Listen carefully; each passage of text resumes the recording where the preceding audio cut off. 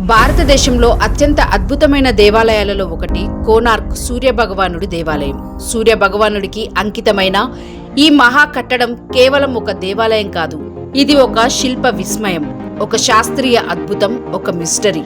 కానీ ఈ దేవాలయంలో ఉన్న గర్భగుడి దాదాపు 122 సంవత్సరాలుగా మూసివేయబడి ఉందనే విషయం మీకు తెలుసా?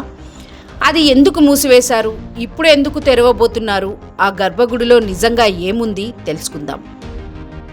అది కూలిపోతుందనే భయంతో మొత్తం గర్భగుడిని సీలింగ్ చేశారు. అప్పటి నుంచి ఆ పవిత్ర గర్భగుడి ప్రజలకు అందుబాటులో లేదు. స్థానిక కథనాల ప్రకారం గర్భగుడి పైభాగంలో ఒక మహా అయస్కాంతం ఉండేదట. సముద్రంలో ప్రయాణించే నౌకల దిశలను ప్రభావితం చేసేదట. ఆలయంలోని సూర్యమూర్తిని గాల్లో తేలియాడేలా ఉంచేదట. కానీ ఈ కథలకు చారిత్రక ఆధారాలు కూడా చాలా తక్కువ. అయితే మిస్టరీ మాత్రం ఇంతకీ కొనసాగుతూనే ఉంది. ఈ దేవాలయం ఒడిశాలోని సముద్ర తీరానికి దగ్గరగా ఉంది. కాలక్రమంలో ఇసుక తుఫాన్లు, వాతావరణ మార్పులు, ఆక్రమణ దాడులు ఇవన్నీ కలిపి ప్రధాన గర్భగుడిని బలహీనపరిచాయి.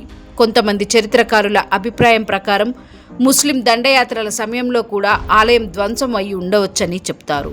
భారత పురావస్తు శాఖ ఇటీవల గర్భగుడి పరిస్థితిపై సాంకేతిక పరిశీలనలు చేపట్టింది. Laser scanning, 3D mapping, structural studies వీటి ఆధారంగా గర్భగుడిని శాస్త్రీయంగా తెరవడం సాధ్యమని భావిస్తున్నారు.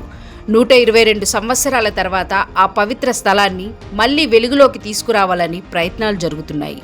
అసలు సూర్యమూర్తి అక్కడే ఉన్నాడా? గర్భగుడి లోపల రహస్య గదులున్నాయా? లేక ప్రాచీన ఖజానా లేదా శిల్పాలు దాగి ఉన్నాయా? లేక అది ఖాళీ స్థలమేనా? ఈ ప్రశ్నలకు సమాధానం దొరకాలంటే ఆ గర్భగుడి తలుపులు తెరుచుకోవాల్సిందే.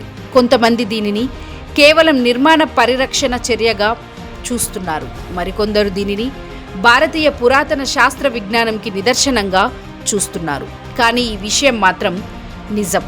కోనార్క్ గర్భగుడి తెరుచుకోవడం అంటే భారత చరిత్రలో ఒక కొత్త అధ్యాయం మొదలవుతుంది. 122 ఏండ్లుగా మూయబడిన ఆ గర్భగుడి, శిలల మధ్య దాగిన ఆ రహస్యం, సూర్యుని సాక్షిగా నిలిచిన ఆ మహా ఆలయం త్వరలోనే మన కళ్ళ ముందు తన రహస్యాలను విప్పబోతుంది.